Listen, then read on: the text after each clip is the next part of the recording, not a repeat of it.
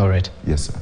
Well, so, okay, I definitely get you. Let's take a look at the manifesto, which you launched, just highlighting some of the pointers: legalization of marijuana, commercial snake farming, exporting dog meat, shutting down the SGR, which you termed as a symbol of Chinese colonization, introducing a 4-day work week, suspending parts of the constitution that do not work, among other issues, including deporting idle foreigners from Kenya. Let's start on something that's quite contentious, and it's put you at loggerheads, as you mentioned, with the church. But you said they seem to be stepping on the brakes. With legalization aspect, you seem to be speaking for the poor farmer, yes?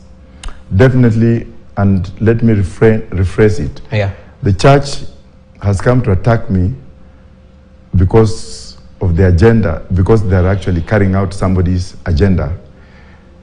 And I'll not go into details because you have enough intelligence on what is going on between a certain politician and the church, plus another politician. There are actually two within the group of 4.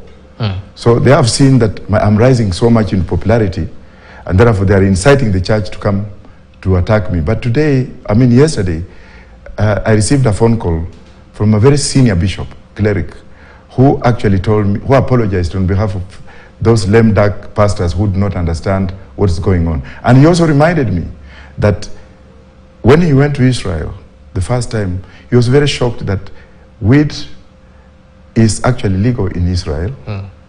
And then he also read some verses for me from the Bible, where he said that that plant, marijuana, was the one Moses used to heal his people while they were in the wilderness.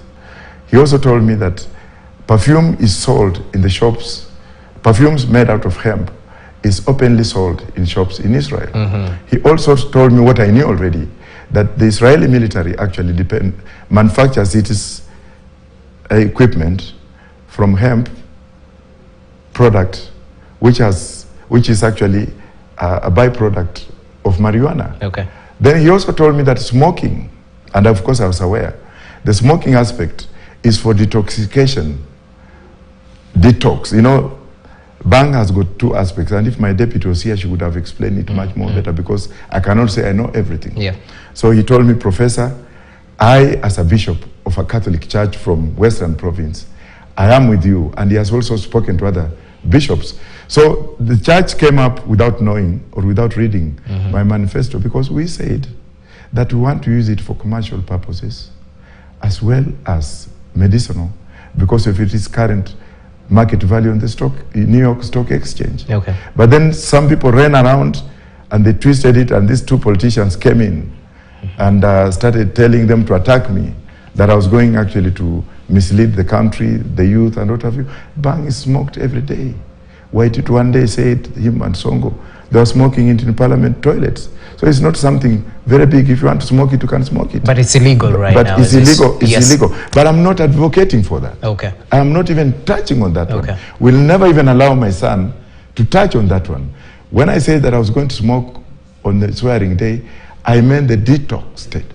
The one that you smoke and it detox it. The medicinal one, which is smoked, which is allowed to be smoked even in New York, what have you. But people have not understood that aspect. But I'm pretty sure with a broken telephone means of communication, as word is passed from one crowd to the other, the message in which you're envisioning your manifesto is sort of diluted.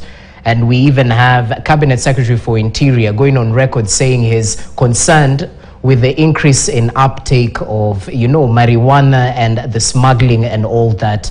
Don't you think your message is being diluted? Well, Matiang'i, first of all, his term is coming to an end. And once I take over as a president, I'm appointing Kinoti to replace him. So whatever Matiang'i says, well, he was good as a minister for education. And if he wants me to appoint him as a minister for education, I will. But what he's speaking today is redundant. Because weed has been smoked for how long when he was a minister? Why couldn't he combat it? Why wait when I come in and then he starts just opening his mouth and saying, oh, not under my castle. Matiang'i is going home.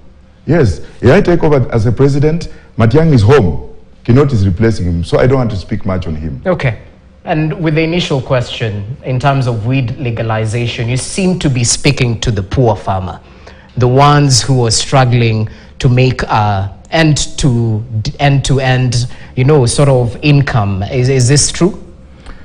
A whole bishop, who is a personal friend and a president of Malawi, a whole bishop, a Harvard scholar, recently legalized weed for purposes of hemp and industrialization, and asked Malawians to uproot all the tobacco stems. South Africa has legalized. Zimbabwe has legalized. Uganda is doing a pilot project of 165,000 hectares. Rwanda has legalized for export and medicinal. Morocco legalized. Holland, it was the first country to legalize. Israel, where God was born, legalized it. Canada recently made up the first commercial plane made out of hemp. I mean, what is all this? Recently, 2 days ago, people are caught with weed. And what happened is, the media, especially Citizen, came up and said that 1 kilogram was 1 million Kenya shillings. How did they know the price? Secondly, if you go to the New York Stock Exchange, 50 kgs, which is one sack, is $302 million US. If you grow maize, one sack of maize is about 6,000. Beans is about 5,000. How deaf or daft can you be if you can grow something that can yield money to make the country pay off its debt and to make everyone happy?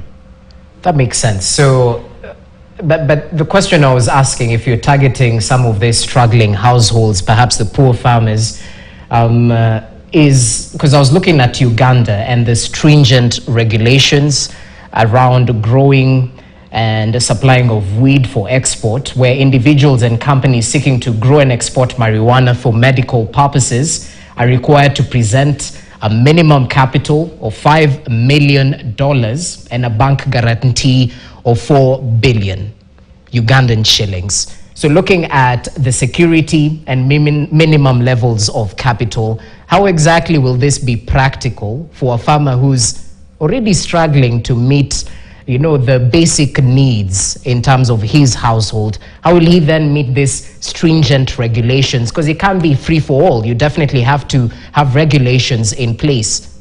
Uganda is a sovereign country. Yeah. President Yoweri Museveni is my friend. I wouldn't say anything against him. Whatever he decided to do in his country, I respect it. Kenya is a sovereign country. Kenyans will decide how to grow it, how to regulate it. But there should be regulations in place, don't Definitely. you? Yes. Definitely, nothing can go without regulation. So we shall regulate, but let us first of all win the election. So no stringent regulations, perhaps. That's what you're hinting towards. What I'm trying to say is, do we have enough soil? Do we have enough climate? Are we in debt? Can we put regulations out there? Can we grow it? Can we pay off the Chinese? Can we be free from debt?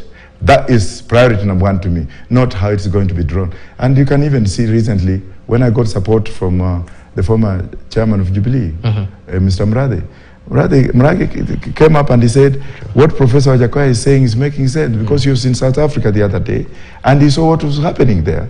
And he even appealed to Raila Odinga to legalize weed. I came up and I told Mrage, stop there, don't be too sarcastic.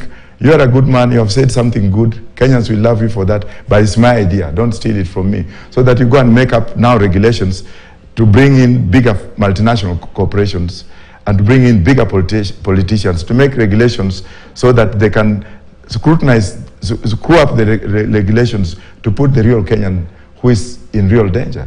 So I will not even go that way. So you'll prioritize the real Kenyan for you? Well, every Kenyan who has land and can meet the requirements in the regulations, will grow it and we shall buy it from him. Okay. Galana Gulalu is there. We can start with 200,000 acres, because 200,000 acres can give us how many bags? We only need 500 bags of weed to put on a ship and pay off the Chinese so that they can leave our country for what they have done here, for the mess they are doing in Africa. And I said it, Sri Lanka borrowed from China. The port was taken away 3 years ago. It's in turmoil today. Mozambique borrowed from China. Beira Port was given as a collateral. Mozambique is following suit, is going to be bankrupt very soon. It's almost bankrupt. Zambia, Lusaka International Airport is gone. Uganda, Entebbe Airport is gone. That's why Museveni had to go to Israel to get a rescue, kind of. And that's when he came in to grow it, to pay the Chinese. Where Chinese people have been, the places they have been has been rotten. Look at the transporters from the coast, for example.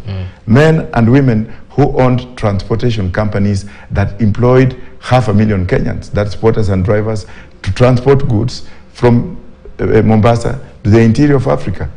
This Kachuma came in, it was given a monopoly, those guys became bankrupt, their collateral was taken away. What is the point? That's where I come in, and I'm very bitter. Because why would you have like a small railway from here to here, which is actually undermining the integrity of Kenyan businessmen, especially those in infrastructure, because the debt has to be paid anyway, and then we borrow every day. Why can't you close it, pay off, and then we can now build our own railway with our own specification from the weed? It's doable. That's my argument. People may call me crazy, so it be. But countries have now moved away from platonic farming, agricultural methods, and then now they are moved into the weed economy. If you look at countries like Canada, the dairy farming has increased tenfold because the cow feeds are actually made from weed, and milk production is so high. You look at the chicken, for example, their meat, they are fed on weed, weed whatsoever, and you get chicken coming up and being sold. I am not talking of smoking. All right. So you're pushing for the legalization for export basis. For export first, the first 5 years. Yeah. Let's export it. Let us come out of the debt. Then thereafter, whatever Kenyans will decide, we move out from there. We move on from there. But not for smoking. But Wajakoyah, I really have to ask the how, because definitely the message seems to be penetrating to Kenyans, especially what pundits say, that group of undecided voters that you're winning them over. But how exactly will you implement? That's why I was asking about the regulations, because even as we go to snake venom and we look at the benefits, global market for anti-venom drugs expected to reach $1.5 billion by 2027. That's a huge market to tap into. But how will you roll it out in a country where implementation is usually the issue? At policy level, we have it well on paper, but implementation is usually the issue. This man is going to be the president in this country. And this man is not a joke. When Kagame inherited Rwanda, everything was upside down. You need a strong president, not like what our president has tried to do. That's Uhuru Kenyatta, and I respect him a lot. And then bureaucracy came in,